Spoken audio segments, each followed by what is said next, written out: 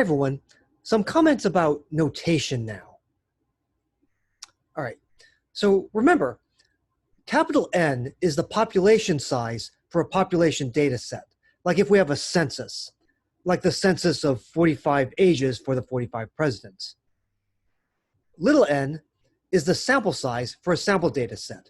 So let's say that we have 100 million registered voters in Fredonia, and we take a poll of 1,000 registered voters. Then little n would be 1,000.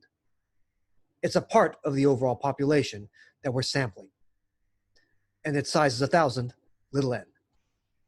Now, we can label the data values, whether we're dealing with population or sample data, we can label the data values x sub I, where I is a subscript. Don't worry, we won't need subscripts too often in this class, actually. But I want to talk about the precise notation here. Okay, so for sample data or for population data, all right, let's say that we consider the 5 test scores, all right? We have 5 students in the class.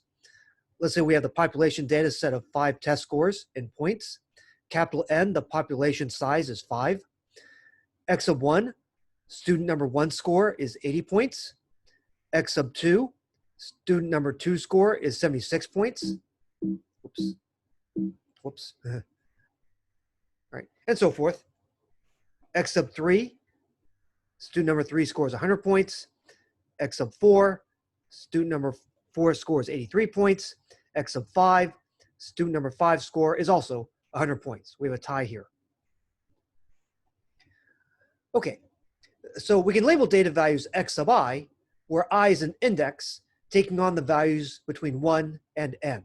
Capital N for population data, little n for sample data. All right, now we normally don't have to deal with subscripts. So let's say that we want to add values together, all right? Summation notation. You may remember this fellow from your algebra class.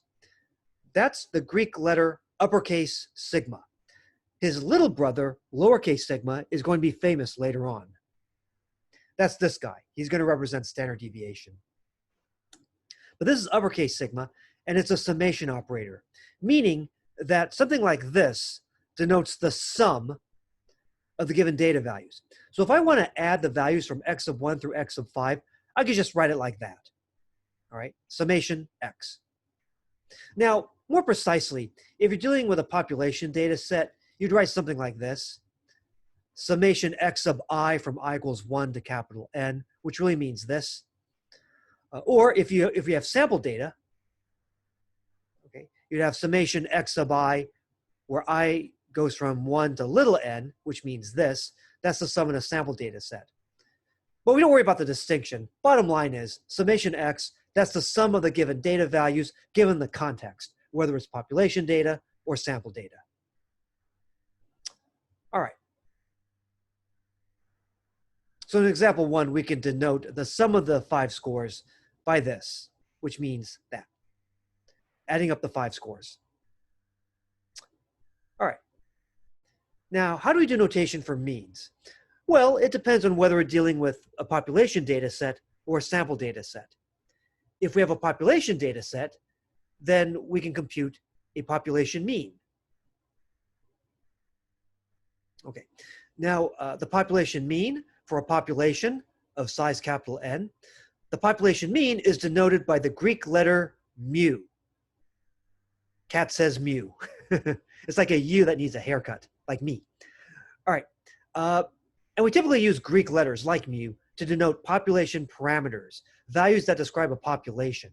So if we have a census, if we have all the population data values, like the 45 presidents' ages, then we can compute the population mean, a value for mu. All right.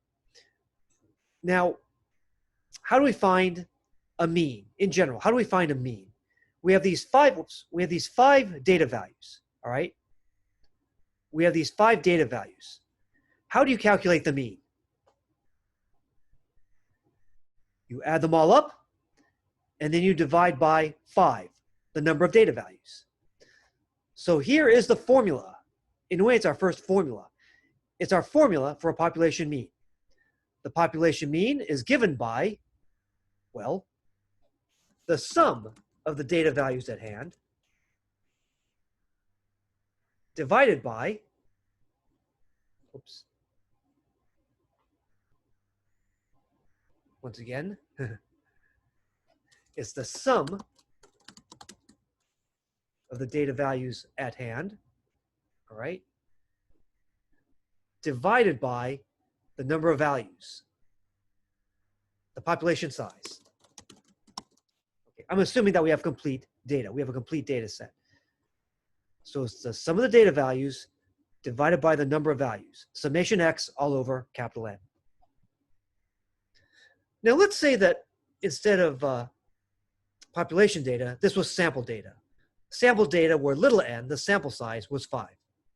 So let's say we had a big lecture hall class at a university with 1,000 students. And our TA, Igor, randomly grabs 5 tests.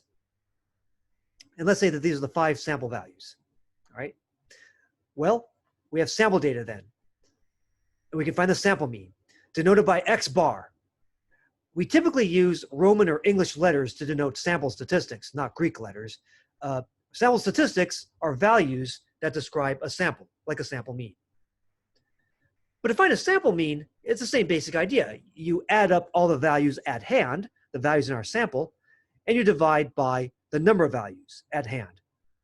The sample size is little n. So the formula for sample mean is very similar to the formula for population mean. Okay. Here we divide by the population size, here we divide by the sample size. But basically on the top, we're adding up all the values at hand.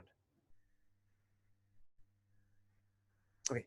And many calculators have an X bar button that will allow you to compute the mean of inputted data.